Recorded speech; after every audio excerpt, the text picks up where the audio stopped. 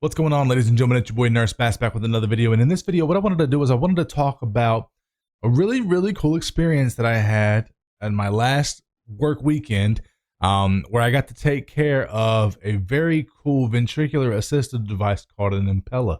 Let's dive in. Are you listening? Nurse Bass. Beast mode. Grind. So for those of you who know, who have been following me for a while, I work in a cardiovascular ICU. So not only do we take care of fresh post-op open heart patients, but we also take care of patients who come in either after sustaining a myocardial infarction or just have severe cardiogenic shock due to severe heart failure and requiring different kinds of assistive devices. Sometimes these patients go back to the cath lab, don't necessarily require open heart surgery after sustaining an MI, and maybe they'll have a coronary artery stented. Sometimes whenever these patients come out of the cath lab, their heart is still in such a weakened state that they need either perhaps something called an intra-aortic balloon pump, just shortened for balloon pump, or an Impella device. And so I wanted to talk about this pretty cool experience that I had where I got to take care of a patient who had an Impella. Now granted, I had to preface this with the fact that this is going to remain compliant with HIPAA and we're going to protect all identifiers. We're not even going to talk about any of that jazz. I just kind of want to talk about my experiences being able to care for somebody who was in such a sick state, caring for this device basically, and then just sort of how it was a very odd but very fruitful full circle moment for me. Kind of talking about how when I first decided I wanted to go into CV back in nursing school to now being able to do this really cool stuff. And then also, hopefully I don't forget, but as a side note, really cool interactions with the family. So this is more of a story time video, I guess, if you will. I noticed in the comments I had a couple of people wanting actual, real life shift to shift stories, if you will. And again, we're going to stay compliant with everything necessary for protecting information, but nonetheless. So an Impella is a ventricular assisted device. This is basically a VAD that sits between the left ventricle and deposits. So the inlet valve is in the left ventricle and it deposits the outflow valve in the aorta. So it sits across the aortic semilunar valve, if you will, if you remember the anatomy of the heart. And the entire idea is that a patient has come in who has sustained a myocardial infarction. So their heart has sustained a shock, right? A portion of the heart, the cardiac muscle, the myocardium, has sustained a shock, an insult, or an injury, and is now not functioning like it normally should. The contractility, the ejection fraction of this heart has been greatly reduced. And so sometimes they're able to just be able to manage these patients with medications such as positive inotropes, such as milrinone, to increase the contractility of the heart. But in some cases, the heart is so weakened that a patient needs a VAD, an actual ventricular assisted device. So I was able, and fortunate enough, unfortunate for the patient, but fortunate for my experiences, to be able to take care of a patient who had sustained an MI. They required a VAD. And so these individuals are very sick. Of course, if I haven't painted that picture well enough, they're very ill. Often requiring intubation, a breathing tube to go into their airway to be on a ventilator, then subsequently requiring sedation to keep them nice and relaxed and asleep so that they can tolerate having this tube down their windpipe and allowing this good oxygenation to be able to take place. And so you can imagine a patient who has sustained a severe cardiac insult, injury, to the point that they require a ventricular assisted device. Their heart needs rest. That's the entire idea. So this device is directly offloading the left ventricle, allowing that heart to rest. They're intubated to allow for very good oxygenation and basically patient being in a complete state of calm and rest so that the heart can recover from this insult, and we can provide good oxygenation through the use of a ventilator so that myocardium can get all of the good oxygen rich blood that it needs. For me, it just really makes me think, man. So, oftentimes throughout my career, which has been, I'm a baby, right? I've only been doing this for about 4 years. In the grand scheme of things, that's a baby. So again, I want to point out for those of you who are students or are newer nurses, If you're feeling like, dude, I'm new and I'm not quite getting this, and I just don't know if I'm ever going to, just understand, like, you really don't start getting your feet under you. I don't know, man. I've heard people say like 5-7 years, depending on whatever specialty you're working in. So it takes some time to develop your skills and comfortability doing this job. But nonetheless, it just made me think about, there's many times in my baby career where I always, despite how difficult the job can be, how thankless it can be, and how stretched thin you are, I really always try and remain grateful. Just try and preserve that sense of gratitude. The fact that I'm being able to go into this environment, I'm able to care for people at their most vulnerable, and I'm able to do some really, really cool stuff that very few individuals are blessed enough to be able to do. Hey guys, real quick, I just wanted to let you all know about this amazing company called nursing.com, whose sole purpose is to help prepare aspiring and new nurses for success in this rewarding career. Links down below. They have 4 brand new academies available for whatever stage of the grind you're in. The Pre-Nursing Academy for those aspiring, the Nursing Student Academy for those in the trenches, the absolutely stellar NCLEX Prep Academy with over 99% pass rate, and a program designed to help the new grad nurse navigate this new and intimidating profession. Just pick the path that's right for you. But if funds are tight, don't worry, because nursing.com has a ton of other free resources available to you as well. One day, patient lives will be in your hands. Study like it. Links are in the description. Love you guys. Grind on. And be able to see.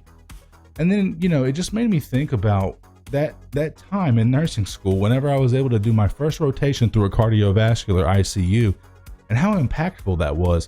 Like I've said before, and some of you may be in these shoes, and you may be able to relate, but whenever I first went into nursing school, I did know that I wanted to help people. I was incredibly intrigued with anatomy and physiology, but I didn't know where I wanted to be. I didn't know what kind of specialty I wanted to do, med surg, like who knows? I just had no clue.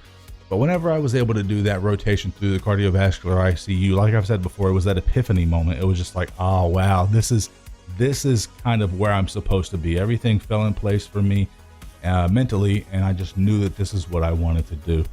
And it's just really crazy to think, I've been doing this for 4 years now. Really, I've been working in cardiovascular ICU for like 3 years, because I did take a hiatus in between my experiences to do OR.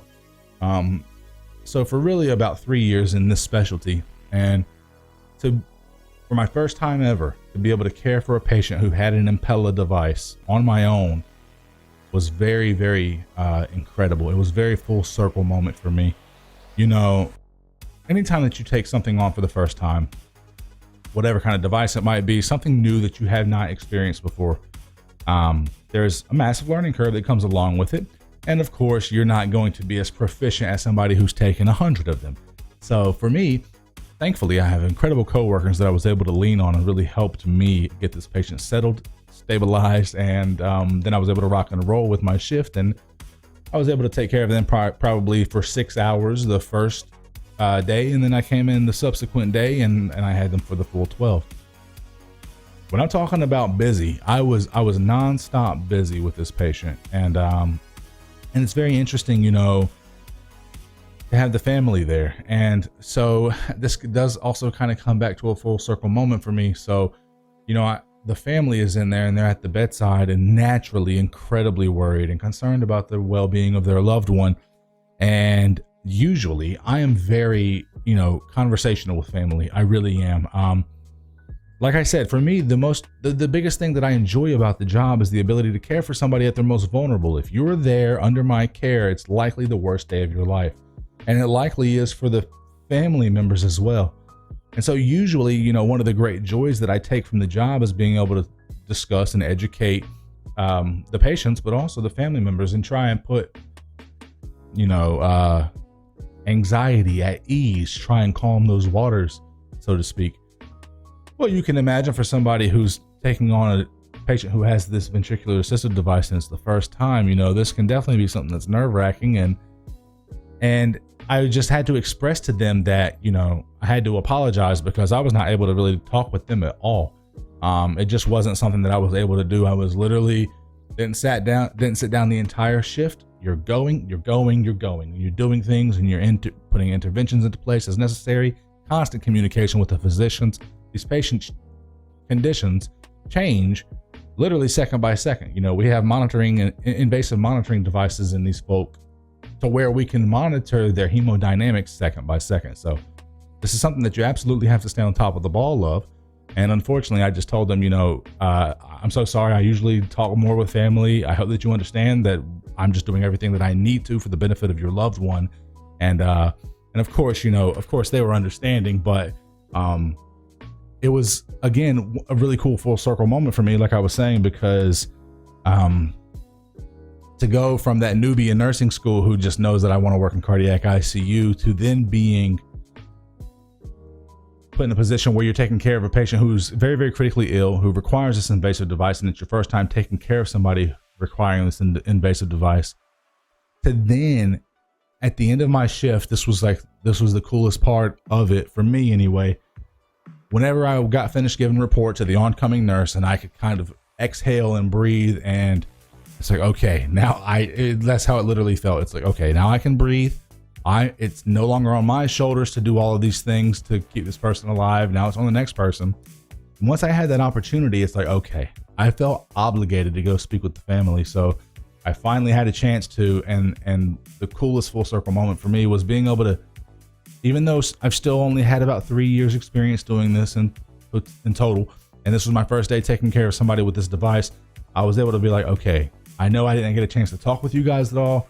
I want to kind of recap everything that we've done today, all of these changes that have occurred, and discuss the progress that we've made. And it was just, and there was progress being made. Now, of course, this doesn't always happen. Patients can either just remain as they are, or they can, you know, become deconditioned or crump, if you will. But we had made some progress, and I actually had a chance to sit down. I sat down with them in the room and just, like I said, calm those waters and put their minds at ease. And they were incredibly thankful. And, you know, like I said at the beginning of this video, although this profession is often quite thankless, you know, being able to truly pour yourself into the care of an individual who they're gone from the world, basically, on the sedation and on these devices, and completely dependent on you and the devices. It's such a special place to be in. And although the profession is often thankless, like having those moments where it was true, genuine gratitude expressed to me for the work that I was doing. They're like, you're the hardest working nurse that I've ever had, this, that, and the third. And I understand, like, I don't put myself on that pedestal. I don't work any harder than that person who was coming to relieve me. You understand? Like, this is the work that's required to be done to keep this person alive. But it was just very, very nice. It's like, man, just a few short years ago, I was in nursing school. Just a few short years ago, I was introduced to the cardiovascular ICU for the very first time. Just a few short hours ago, I was taking on this device solo for the first time. And to be able to, not as proficient as those who have taken 100 Impellas, but, you know, as proficient as I was capable of doing, to be able to care for somebody and to do it, it's just, it's hard to articulate, but it was a very, very cool experience for me. And one that I just kind of wanted to get on here and share, if nothing else, just to kind of document for myself, like, dang, you know, maybe 5 years from now, after I do have 100 Impellas under my belt, I could look back at this one and be like, wow, that's how I remember that experience. I remember that patient. I remember those family members and all those emotions associated with this first experience. And if nothing else, for you guys to understand that a couple of things, you know, one, if you're in nursing school right now, you know, I guess this would be kind of be the component where I would talk to the nursing students, and I do want to touch on the new nurses as well. But for the nursing students, you know, one, to kind of let you guys know, provide some re-encouragement that you may be in nursing school and you may not be 100% sure, dead set on what specialty you want to go into. Just understand that usually, you know, take a little bit of comfort in the fact that usually these things are acquired through your experiences and clinicals in nursing school. You're going, and through your studies, you might come across various body systems or anatomy, pathophysiological disease processes that you're learning about that you really gravitate toward, like, man, I really love GI, or damn, the kidneys are super interesting to me. All of the anatomy and physiology associated with the renal system, and then maybe you'll want to go be a dialysis nurse. Just take a little comfort from the fact that these are usually acquired through those experiences. And then a little note for the new grad nurse. Just understand, like I just said, it was just a few short years ago. Really, honestly, I'm a baby nurse still. just a few short years ago that I graduated and started working in this environment, and the kind of progress that you can make. And there are others who have made much greater progress in shorter amounts of time than I have. But the amount of progress that you can make and really, really cool things that you can do as a newer nurse is very, very incredible. So just understand that you can do it. It is possible. Although the mountain may seem incredibly overwhelming and insurmountable, it is possible. I greatly recommend that you do your part, right? You have to put in the work on your end. That's unavoidable. But in those moments of self-doubt, which will come, lean into your coworkers and peers around you that you feel comfortable in confiding in. Understand that you're not alone. Everybody feels this way. Nobody graduates from nursing school feeling like a fucking boss. It doesn't happen. But through experiences, through repetitions, getting the reps in on the floor, you too can do it. So anyway, that's all that I got for you guys. I hope that you enjoyed the video. If you're new to the channel, be sure to hit that subscribe button down below. We're putting out content every week to motivate, uplift, and inspire you to be the best damn nurse you can be. It's your boy Nurse Bass, and I look forward to seeing you guys in the next one. Peace.